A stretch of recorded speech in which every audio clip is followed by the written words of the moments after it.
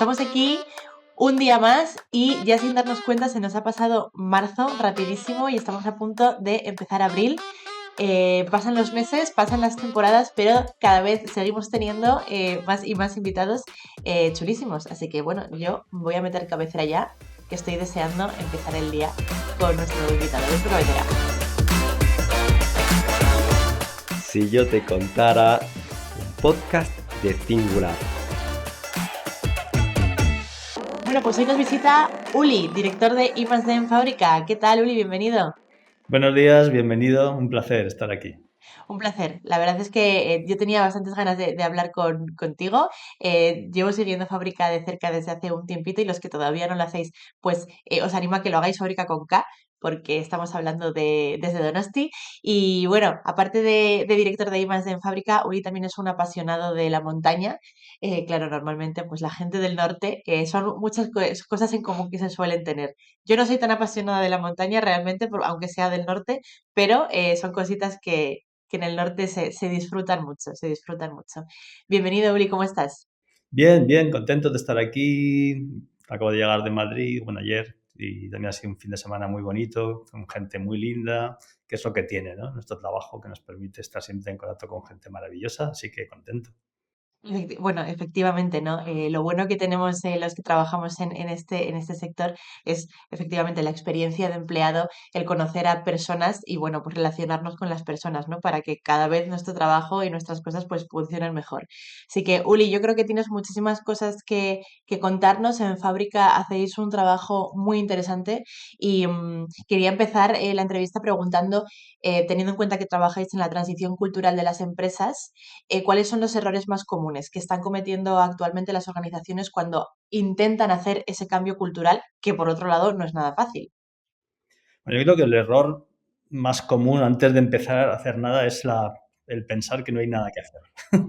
Porque sí que, claro, tenemos tanta información, tanto conocimiento en cuanto a la importancia de hacer esa transición cultural, tantos datos, que sorprende que todavía haya muchas empresas y organizaciones que en realidad no se decidan a dar este paso, porque claro, hablamos de un intangible que es difícil de medir, de cuantificar, pero que está súper probado, que tiene un impacto enorme en la efectividad, en la Mm, productividad y en el bienestar de las personas, ¿no? Entonces, para mí ese ya es un error de partida importante. Después, el siguiente gran error es no tener un plan claro de cómo se hace hacerlo e ir picoteando. Esto no va como los pinchos, esto hay que tener un menú bien preparado, bien diseñado. ¿Cuáles son el picoteo del inicio, luego el primer plato, segundo plato? Porque si vas picoteando, carece de coherencia, se pierde el impacto que puedas tener, y la transición cultural es un proceso largo que requiere tiempo, constancia, dedicación, y la tendencia a hacer cosas cortas para un momento determinado no funciona. Estamos hablando de cambiar dinámicas que están muy arraigadas en los equipos y en las empresas, y si no hay un acompañamiento realmente consistente y duradero, no funciona. Para mí esos son los dos grandes errores que he podido ver hasta ahora. mm, mm. Bueno, estamos hablando de transición cultural, pero la pregunta también por donde tenemos que empezar es cuándo se considera que hay que hacer esa transición. Y normalmente las empresas cuando llegan a Fábrica, ¿cuáles son las cosas más comunes que detectan cuando deciden contar con vosotros?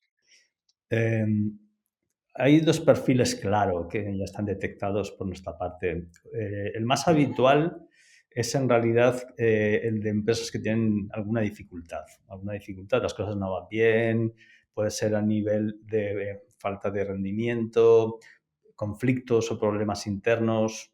Entonces es cuando nos llaman, pues, para ver si les podemos echar una mano, y nosotros, pues, evidentemente, con mucho gusto intentamos acompañarles en aquello que creemos que puede ser valioso para ellos, ¿no?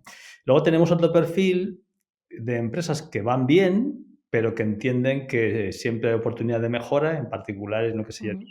la parte del bienestar, de conseguir equipos más cohesionados, con más compromiso.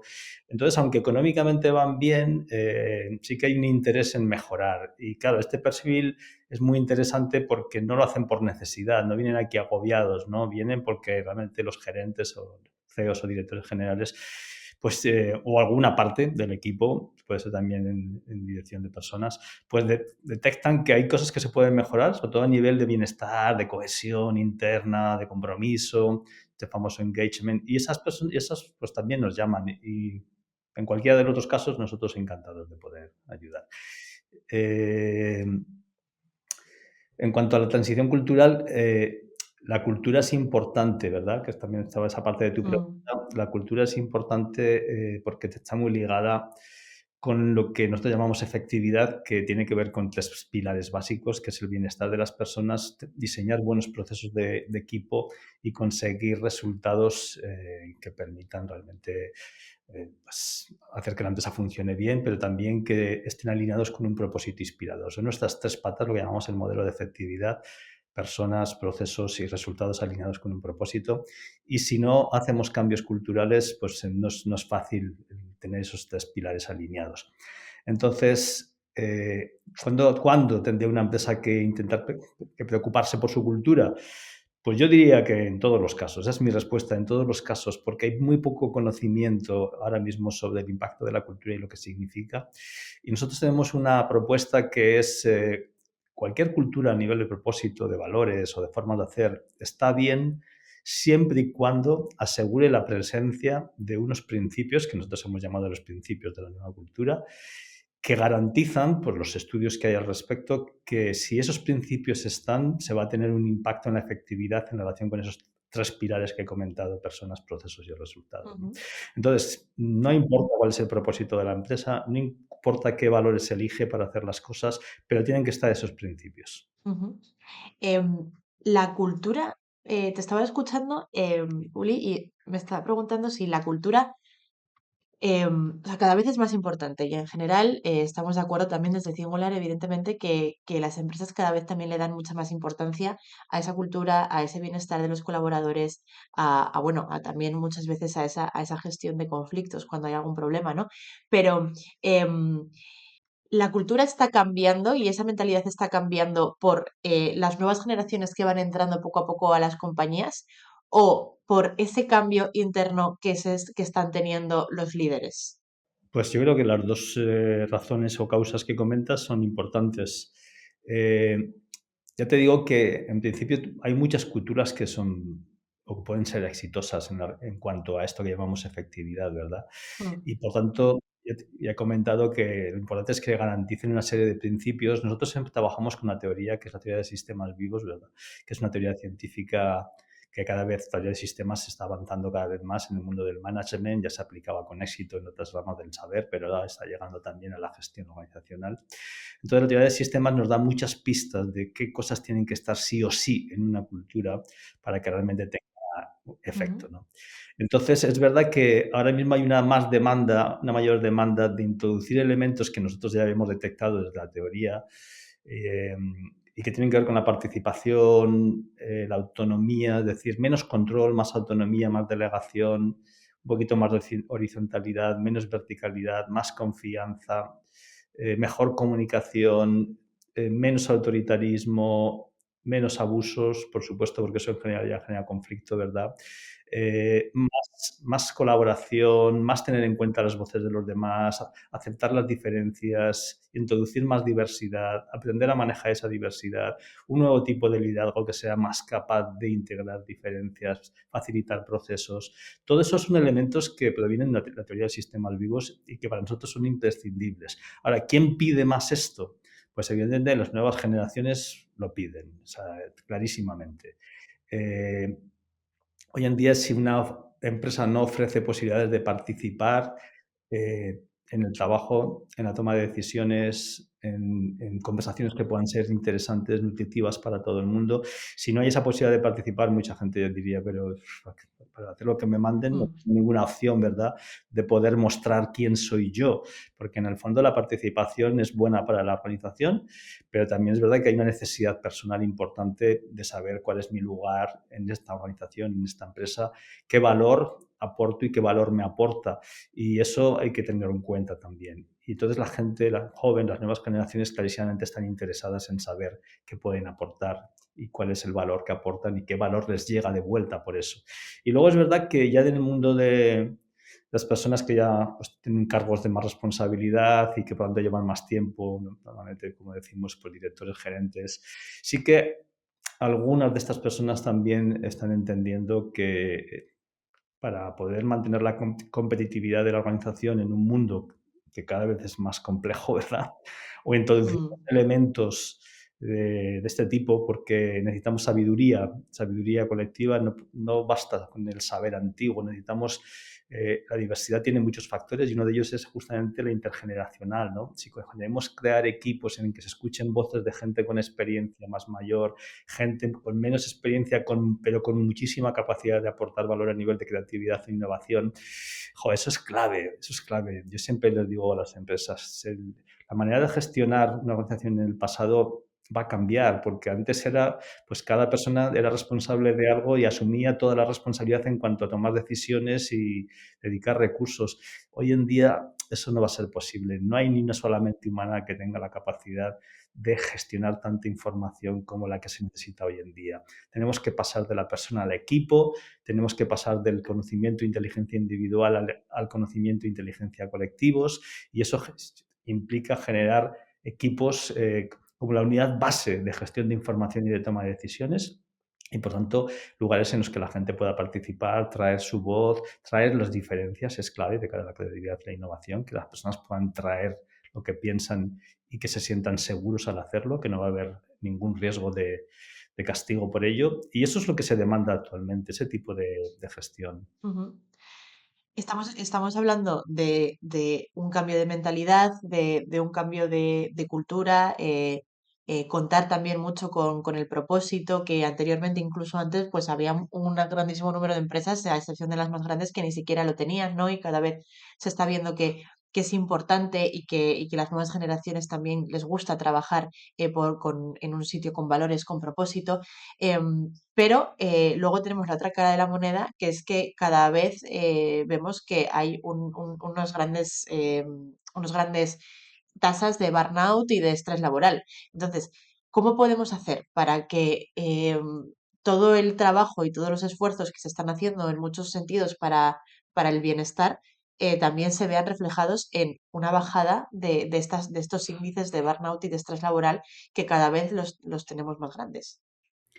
Es todo un reto, ¿eh? A mí lo que acabas de comentar ahora me parece el mayor reto al que se enfrentan las organizaciones ahora en esta parte del siglo XXI. Está claro que hay una demanda de mayor productividad porque eso implica más competitividad a nivel global y creo que la respuesta a esa mayor productividad se está dando en el lugar que no es el adecuado, que es pedir más a las personas, ¿no? Hacer un esfuerzo Mm, extra para poder asumir estos retos, estos desafíos que se presentan las empresas en la actualidad. Creo que no es adecuado porque las personas estamos ya en general bastante al límite. Es verdad que también a nivel personal el trabajo ya no es el único lugar de realización, las personas están encontrando otros lugares, ahí es verdad que falta un poquito más de compromiso, pero también creo que el papel que han de jugar las propias empresas en mantener ese compromiso, esa motivación, no pasa pues por cosas que son superficiales, ¿no? Todo lo que es la motivación un poquito externa de, pues una vez que ya tienes condiciones laborales dignas, que realmente estás en un trabajo que está bien remunerado, que el espacio es seguro a todos los niveles, ¿no? Creo que hace falta dar un paso más en cuanto a la motivación y eso implicaría, por una parte, efectivamente, como tú has comentado, mantener un propósito que sea inspirador, con el que podamos conectar, porque eso nos aporta mucho sentido al trabajo y eso es lo que llamamos motivación trascendente. Pero a nivel más interno, la motivación interna yo creo que pasa por redefinir las condiciones de trabajo en cuanto al papel que juegan las personas. Y como he dicho, creo que la mejor estrategia para eliminar un poquito esa sensación de cansancio, de agotamiento, de estrés, es pasar de la persona a los equipos, que las personas no asuman tantas responsabilidades individuales, que no se les mida el desempeño a nivel individual, que no se mida, que se mida el desempeño a nivel de equipo, porque si conseguimos ujú. crear equipos realmente cohesionados, seremos capaces de colectivamente conseguir objetivos muchísimo mejores que si vamos cada uno por nuestra cuenta. Como he dicho, vivimos en un mundo en que ya ir cada uno por su cuenta es un esfuerzo que no podemos asumir. Demasiada información, objetivos a veces inasumibles, inalcanzables a nivel individual, no tenemos capacidad para hacer una gestión de todo lo que significa esto, nos interesan otras cosas. Entonces, todo este pupurri solamente creo que se puede abordar si nos ponemos el equipo como objetivo, que todas las personas de una organización tengan o sean parte de un equipo, sean operarios, o sean de oficina, sean mandos medios, que todas sientan que son parte de un equipo, que todo lo que es importante se gestione dentro del equipo, tanto lo que tenga que ver el manejo de información para llevar a cabo los procesos de equipo habituales, ¿verdad? De gestión de información, trabajo, pero también incluso las relaciones que se gestionen dentro del equipo, que aquello que nos pasa lo podamos hablar entre todos y todas, que somos las personas que formamos el equipo. Y si somos capaces de hacer una gestión de todo lo que nos ocurre a nivel del equipo y, por tanto, pues manejar toda esa complejidad como equipo, nos podemos ir a casa descansados, porque ya no es mi responsabilidad únicamente, ya no soy Mm. solo yo la persona que tiene que tener en cuenta un montón de cosas y que me despierto por la noche porque la cabeza me da vueltas. Entonces hay un poco esa idea de despersonalizar, hacer que el equipo sea realmente ese lugar en el que podemos gestionar los procesos internos de una manera mucho más efectiva. Es verdad que esto sí que exige un poquito al líder al principio, al líder, a las líderes, porque es verdad que, se necesita un nuevo tipo de liderazgo para hacer todo esto. Claro, si tú tienes un equipo en el que pones ahí todo el foco, está claro que hay que gestionar un montón de conversaciones que no son siempre fáciles, en las que la gente trae ideas distintas, con energías distintas, hay intereses individuales también diferentes, hay un montón de lo que llamamos procesos invisibles en los que la gente pone en marcha estrategias para satisfacer necesidades personales que no son visibles y que por lo tanto estas permanecen ocultas. Y claro, una persona que quiera liderar un equipo así necesita tener habilidades, herramientas que ahora mismo no tiene para manejar todo esto. Pero si conseguimos esto, si conseguimos crear líderes facilitadores, que es una de las propuestas más atractivas que hacemos en Fábrica, pasamos de la persona al equipo, creo que vamos a reducir el nivel de estrés y ansiedad en términos muy, muy altos. Y claro, luego a nivel social tiene que haber también cambios en ese sentido. Tenemos que pensar que el trabajo no puede ser un lugar al que yo voy a ganar dinero exclusivamente y luego me realizo en la montaña, como haría yo, ¿no? Tenemos que ver cómo el trabajo es un lugar también de realización y para eso hace falta que permitamos que las personas definan también un poco qué es lo que quieren ser, qué es lo que quieren aportar a la empresa, que tengan mayor capacidad para definir sus funciones, sus roles, que haya un arte en todo lo que podamos hacer y que las personas sintamos que estamos contribuyendo desde como artistas, porque si nos quitamos esa posibilidad de ser artistas, de ser influencers, de tener algún tipo de impacto más allá de hacer un trabajo aburrido y monótono, la gente lo va a vivir con mucha desafección y por tanto con estrés en general. Entonces creo que hay aquí dos componentes, ¿no?, importantes. Uno, tener mejores procesos de equipo en el que todo el mundo pueda participar y aportar valor desde ahí y se sienta realizado en cuanto a la participación y todo ese tipo de cosas. Y tener también más autonomía a nivel individual para poder redefinir mejor qué es lo que queremos hacer y cómo lo queremos hacer, porque entonces yo sentiré que sí que puedo contribuir de verdad. Y todo eso dentro de un equipo que tiene que estar evidentemente alineado. Si además a nivel social empezamos a poner más foco en el valor del trabajo como espacio de realización, también creo que serviría, pero eso escapa un poco ya a lo que puede hacer una organización. Ujú. Bueno, has dicho muchísimas, muchísimas cosas, has mencionado un montón de cosas muy importantes. Una de ellas es sobre todo el grandísimo poder del nuevo liderazgo, ¿no? Em, y una de las cosas que a mí me venía mucho a la cabeza, sobre todo en el momento de sentirse motivados, de que evidentemente también las personas tienen otras cosas fuera del trabajo y otras necesidades, em, yo me venía mucho a la cabeza esa reducción de jornadas laborales, esos 4 días a la semana de trabajo frente a los 5 actuales.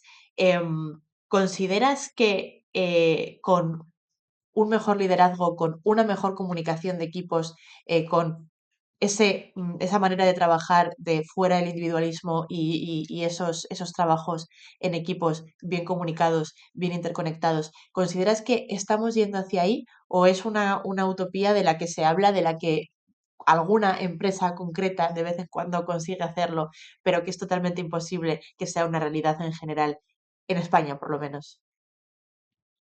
Yo diría que vamos clarísimamente, en el medio y largo plazo, hacia una reducción de la jornada laboral, pero sobre todo porque los procesos de automatización van a seguir. Quiero decir, cada vez se van a meter más máquinas, más inteligencia artificial, más robots, y nos van a quitar muchísimo trabajo. Y a mí eso me parece bien. Al fin y al cabo, los seres humanos somos sobre todo seres creadores. Hay cantidad todavía de trabajos repetitivos y aburridos que es muy difícil que la Mm, gente se motive con ello. Ahora, ¿cómo se va a producir este proceso de reducción? Eso es más complejo porque evidentemente ahora mismo afecta a la competitividad. Reducir la jornada solo es posible si tú has conseguido demostrar que puedes aumentar tu efectividad con algún tipo de estrategia, porque si no, no la puedes reducir porque automáticamente entras en desventaja competitiva con otras empresas, ¿no? Entonces, mm, en fábrica sí que pensamos que si realmente hacemos un esfuerzo en mejorar nuestra cultura a nivel de procesos de gestión de esta información, energía y trabajo, a nivel de liderazgo, a nivel de comunicación y de participación, si mejoramos nuestra cultura, estamos convencidos que se aumenta la efectividad, es decir, que conseguiremos seguramente mejores procesos, más bienestar y mejores resultados. Entonces, ahí sí que veo una ventana de oportunidad para las empresas que mejoran su cultura y por tanto mejoran su efectividad, poder reducir la jornada. Y es la propuesta que hacemos desde fábrica. En la medida que sientas que aumenta tu efectividad gracias a una mejora cultural, pues se puede plantear reducir la jornada. De lo contrario, si es por obligación, yo creo que algunas o muchas empresas se van a encontrar en una situación de desventaja competitiva que evidentemente no estamos para eso en estos mm, momentos. Todo esto en el marco general de que sí o sí vamos a ir hacia una reducción de jornada laboral, porque de lo contrario nos vamos a quedar sin trabajo muchas personas. Así que vamos a ver. mm. Luego, claro, también está en ese sentido em, lo que haga el vecino, ¿no? Quiero decir, si al final tenemos empresas del mismo sector que hacen exactamente lo mismo, eh, el miedo de que no trabajar un viernes haga que el vecino vaya a trabajar más o vaya a ser más productivo o se vaya a quedar con ese cliente que yo estoy intentando conseguir por no estar trabajando un viernes, muchas veces entiendo que también es mucho, ya no la confianza que se tiene en los equipos, que creo que es fundamental, sino también la propia autopercepción que tiene la compañía en sí misma como para considerar que eso es posible. Totalmente. Eso de que me ha gustado, hay que ver lo que hace el vecino, pero aquí nunca es más importante. Eh, Está claro que si no somos capaces de ser más efectivos, mejorar nuestros resultados a través de una mejor cultura, evidentemente nos va a costar mucho porque tenemos el riesgo de que el resto de empresas sean más competitivas que nosotros y ofrezcan mejores productos por mejor precio, ¿no? Pero también al revés puede darse la situación de que si nosotros mostramos que nuestra cultura nos permite mayor Mm, efectividad, también somos más atractivos para el talento. Y si eso implica que una reducción de la jornada laboral, la manera que sea, sea un día a la semana o sea media hora al día, como se quiera, eso hace que más gente y gente importante en cuanto a la capacidad de aportar valor venga a nuestra empresa, también estamos ganando. Entonces, para mí, claro. lo que hace el vecino hay que tener en cuenta desde las dos perspectivas. Yo no puedo reducir mucho mi jornada porque si no he hecho cambios importantes que permiten mejorar la efectividad, acabo poniéndome en una situación de desventaja competitiva, pero por otra parte, si soy capaz de reducirla porque realmente funciona muy bien a nivel interno, tengo ventaja competitiva porque voy a traer más talento que quienes no lo han hecho. Entonces, están ahí las dos consideraciones. Yo sí que diría que mejorando la cultura se puede mejorar la productividad y, por tanto, hacer aplicaciones de reducción de la jornada que serían muy interesantes para muchas Ujú, personas. ujú.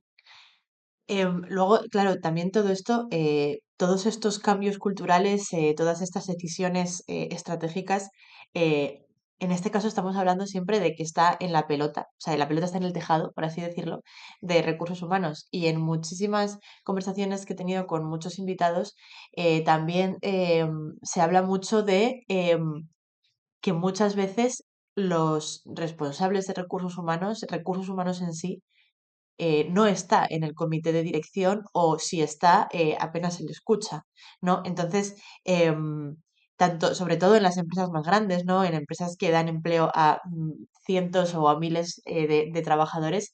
em, ¿Cómo se puede hacer para, si una persona que nos está escuchando dice, me encanta lo que decís, me encantaría hacerlo, yo estoy luchando todos los días, pero siempre hay cosas más importantes, ¿no? Y siempre estamos pensando en otras cosas. ¿Cómo podemos hacer? ¿Cómo puede hacer una persona de recursos humanos que todavía no se ha encontrado en esa situación, no ha conseguido estar ahí, para que empiece a meter el pie en esos comités de dirección, empiece a tener esas conversaciones con los principales líderes de las compañías para que esto empiece a pasar? Claro, teniendo en cuenta que para la mayoría de las empresas la estrategia tiene que ver con objetivos claros, medibles, tangibles, en función de resultados económicos y otros muchos factores, ¿verdad? De ese tipo. La única opción que tenemos es convencer con buenos argumentos, y los mejores argumentos son siempre los números, los datos, que la cultura también tiene un impacto en los números estos macro que les interesan tanto a los directores en cuanto a estrategia, ¿no? Entonces, si no conseguimos convencer de que una mejora cultural va a tener un impacto importante en los resultados, es muy difícil que esto ocurra.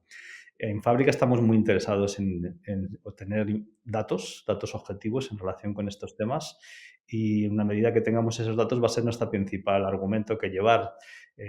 La cultura tiene que estar en la estrategia, esa es la clave, ¿no? Tenemos que meter la cultura en la estrategia en la medida que introducir cambios culturales va a suponer una ventaja estratégica también. Y esa es la razón, lo que yo traería, como principal argumento, porque lo demás puede ser buenismo, ¿no? Yo entiendo que trabajar en organizaciones en las que las personas juegan un papel importante, es decir, esa idea de poner a las personas en el centro está muy bien, pero también es verdad que las empresas se deben a muchos grupos de interés muy diferentes. Y claro, Mm. aquí siempre hay la complejidad de cómo manejar los intereses de todos esos grupos de interés. Y nosotros hablamos desde Fábrica que la idea es que una organización tenga un propósito y una manera de trabajar que permita aportar valor a todos los grupos de interés. Y, por supuesto, los trabajadores, para mí, es uno de los grupos de interés más importantes, evidentemente, y tenemos que ser capaces de aportar valor en cuanto a buenas condiciones económicas y también en cuanto a oportunidades de desarrollo personal y desarrollo profesional, pero no es el único grupo de interés. Entonces, si queremos que realmente la cultura esté en la estrategia, tenemos que demostrar que la cultura también tiene impacto en los objetivos de otros grupos de interés que pueden ser propietarios, inversores, incluso clientes o proveedores, ¿no?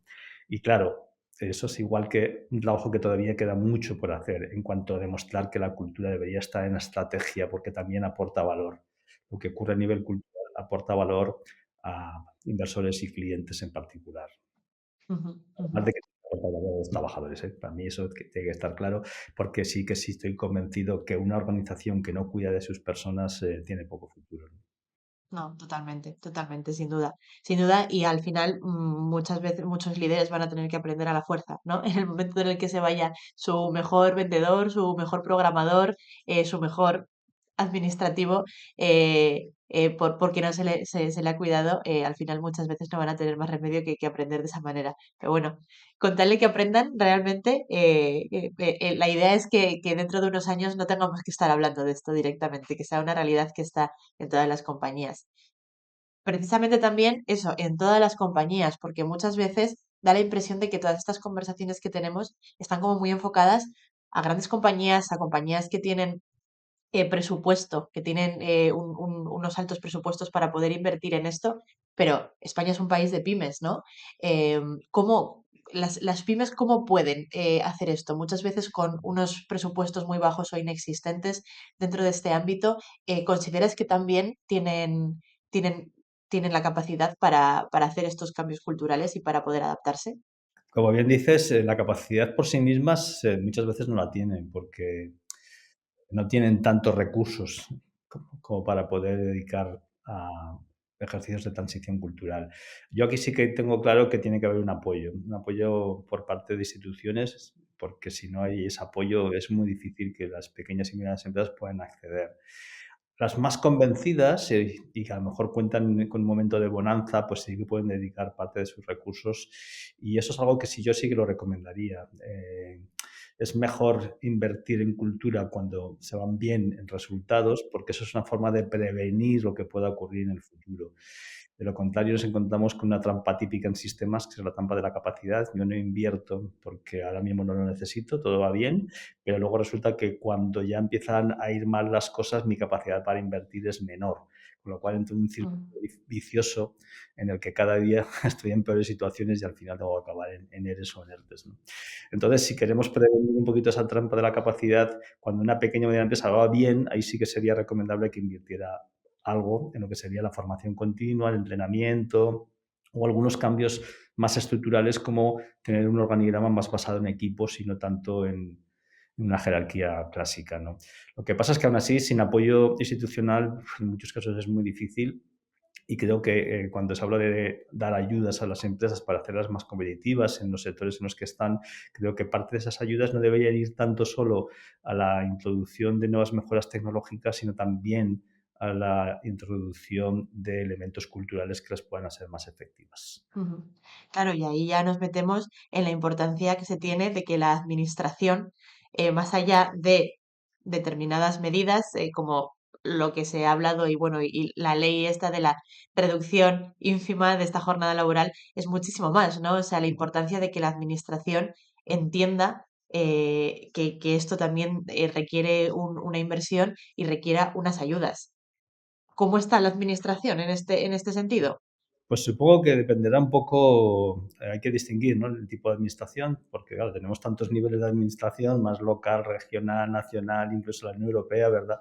Y claro, sí que creo que la tendencia todavía sigue siendo favorecer los procesos de transición tecnológica. Y es normal, porque claro, con el invento de la IA, pues es que ahora es un impacto tan grande que va a tener la IA que más allá de las consideraciones éticas que tengamos, evidentemente va a estar presente y cada vez más presente en todas las empresas. Y la inversión que se hace de las administraciones a todos los niveles para asegurar que nadie se quede atrás en relación al manejo de la IA va a ser muy grande, pero tan grande, que a mí el miedo que me da es que no tengan en cuenta que todos los procesos de cambio tecnológico implican desajustes muy importantes a nivel de relaciones de personas dentro de una empresa, ¿no? Y que en ese caso, cómo manejar esos desajustes en cuanto a pérdida de estatus, lo típico, ¿no? Alguien que lleva muchos años, tiene mucha experiencia, pero ya está en una edad en que los nuevos cambios tecnológicos le superan un poquito y luego llega gente más joven con menos experiencia, pero muy habilidosa en cuanto al uso de tecnología más moderna. Y ahí se producen problemas importantes en cuanto a cuál es mi valor aquí. Llevo 25 años y me van a despedir porque no soy capaz de aportar el valor que aporta una persona joven, que bienvenida sea, por lo que hablábamos antes de gestión de la diversidad, pero a mí ya se me pasa un segundo término, ¿no? Todo eso es cultura, todo eso es cultura. Y tenemos que intentar hacer que las administraciones vean en cualquier nivel que el apoyo tiene que ser no solamente a nivel de manejar nueva tecnología, sino cómo manejar todas esas diferencias que se dan en una organización justamente por el uso de la tecnología.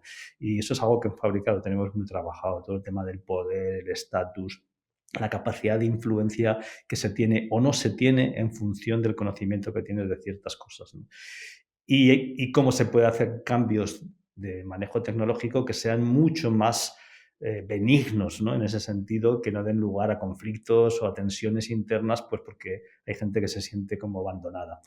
Creo que eso es importante tenerlo en cuenta y ojalá que las administraciones vean que si quieren apoyar cambios tecnológicos importantes en las empresas, y la IA lo va a ser, debería ir acompañado también de un apoyo a los problemas derivados, problemas relacionales, problemas sociales internos derivados de la presencia de esa nueva tecnología. Ujú, sin duda. Y bueno, por supuesto, hablando de las nuevas tecnologías, de la inteligencia artificial y de incluso de la productividad que genera utilizar la inteligencia artificial frente a hace 4 años que no era parte de nuestro día, ¿no? Eh, Más allá de que no hay más remedio y que muchas veces las compañías y los propios trabajadores nos estemos uniendo a ese uso de la inteligencia artificial porque pues muchas veces por puro intraemprendimiento, ¿no? Porque nosotros consideramos que nos puede ayudar a hacer el trabajo de manera correcta, de manera más rápida, y el propio trabajador decide hacerlo. ¿Consideras que las compañías tienen puesto el foco en enseñar a los colaboradores ya no solo a utilizarlo bien, porque muchas veces al final ya el simple miedo de que se compartan datos que no se tienen que compartir en alguna inteligencia artificial concreta puede traer problemas, sino en cómo nos puede ayudar y cómo puede ayudar a cada uno de los sectores o de las áreas de la compañía? ¿Se está haciendo ese trabajo ya o se está dejando que el propio colaborador aprenda solo? Uy, esta pregunta creo que escapa a mi capacidad de responderte con información veraz. Te puedo dar. Claro, es que, claro, al final cada empresa es un mundo en realidad, ¿no? Entonces también es complicado, es complicado. Entonces, yo sí que te puedo decir una cosa que no es mía, que la he leído, por supuesto, con gente que también se dedica a estas cosas y que al final es así, ¿no? La IA es una diferencia o va a marcar una diferencia en cuanto a la capacidad de las empresas de mantener su competitividad alta en un mercado global cada vez más complejo. Y dices, bueno, a lo mejor al principio, pero en un plazo de tiempo relativamente breve todo el mundo va a manejar la IA por igual, sea a través de formaciones específicas que se van a dar desde la propia compañía para que sus trabajadores estén familiarizados con esto, o sea bien por ahora mismo por muchas razones de emprendimiento que sí que veo que van surgiendo dentro de cada empresa para poder mejorar también las habilidades o nuestro propio desempeño. Pero si lo piensas bien, tarde o temprano todos estaremos iguales otra vez. Y esa es una de las cosas que tiene la tecnología, que al final no genera tanta diferencia como pensamos. La genera el tiempo que tarda en el resto de las empresas en hacer el mismo uso. Y lo que venía a decir esta persona era que la única diferencia importante está siempre, siempre en la calidad de las personas que trabajan en la organización, la calidad humana, la calidad profesional, porque eso sí que es difícil de modificar. Se requiere mucho tiempo y si una compañía consigue tener las mejores personas, las más cualificadas, por supuesto, pero también de una mayor calidad humana para tener esas relaciones que se necesitan, para generar esos equipos cohesionados, ahí sí que habría que invertir, porque eso es lo que va a generar una diferencia importante a largo plazo, a medio y largo plazo, va a ser brutal la diferencia y también porque es necesario para hacer esa transición tecnológica que se le está poniendo tanto foco. Entonces yo, si tuviera que elegir, por supuesto no descartaría para nada hacer una formación, entrenamiento o fomentar el emprendimiento en relación con el uso de la inteligencia artificial y otras tecnologías similares, pero a la vez invertiría también en conseguir que las personas trabajen desde un lugar diferente, con mayor colaboración, más apoyo, no ir tanto cada uno a lo suyo. La idea de inteligencia individual se va a quedar completamente obsoleta dentro de poco. El talento no va a ser tan relevante por lo que sabes o la experiencia que tienes, sino por la capacidad de generar relaciones de valor entre las personas de un equipo. Y ahí es donde hay que invertir, es lo que yo diría. Vamos a invertir más ahí, que va a ser una diferencia. Ujú. Bueno, creo que estos 2 últimos minutos ha sido como un pequeño resumen, ¿no? De todo lo que hemos hablado a lo largo de toda esta entrevista, Uli. Un poco también para hacer ese pequeño resumen y para hacer una mirada al futuro, es como me gusta cerrar las entrevistas con todos los invitados. ¿Cómo ves las organizaciones dentro de 5 años? Pero bueno, más allá de cinco, me suele gustar decir cinco, pero creo que los cambios culturales son bastante más largos, los procesos culturales en general de todo un cúmulo de organizaciones y de toda una ciudad, de todo un país, son mucho más grandes. ¿Cómo ves las organizaciones en un futuro, pongamos 10, 15 años? Sí que tengo alguna, me puedo imaginar algo, aunque siempre es difícil, ¿eh? Porque evidentemente, fijaros, no solamente está la IA, que eso es algo que va a llegar a todo el mundo, pero también estamos en un mundo que a nivel global y a nivel de geoestrategia empieza a cambiar muchas cosas también. Nadie esperaba, ¿no? Todos estos cambios geoestratégicos, la ausencia de un comercio mundial y una redefinición en cuanto a áreas de influencia a nivel de todo el planeta, eso parece que viene para sentarse. No sé cuánto tiempo va a durar, pero va a tener impacto seguro. Se van a crear pues, superpotencias con territorios de más o menos influencia y con tecnología y redes de intercambio seguramente limitadas a las zonas de influencia, con lo cual a ver lo que significa esto, que no sabemos para nada lo que significa. Pero sí que es verdad que, por otra parte, lo que sería el modelo o modelo organizacional, yo tengo claro que este modelo de jerarquía muy vertical, con personas en cada uno de los nodos de la jerarquía que tenían una gran responsabilidad, esto está por desaparecer. Es que esto no es cómo funciona realmente. Nosotros trabajamos, como te decía, con los sistemas vivos. La vida no funciona así. La vida funciona Mm, en círculos, que digo yo, tenemos que generar círculos formados por varias personas que sean capaces de cubrir funciones muy diferentes, que cubrir esas funciones no dependa de una sola persona, sino que haya una gran capacidad de multifuncionalidad, multiplicación también. O sea que necesitamos crear otro tipo de dinámicas internas que no se basen en una jerarquía y en el control, porque eso no es lo que va a resultar realmente ni efectivo ni atractivo, ninguna de las dos cosas, ¿no?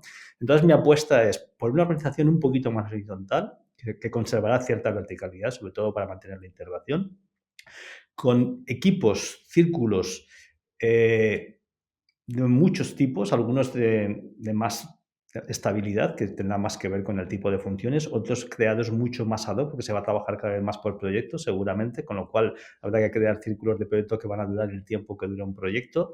Y esos círculos van a estar interconectados de muchas maneras. No van a funcionar en ningún caso ya como silos, van a funcionar como círculos vinculados en formas muy diferentes.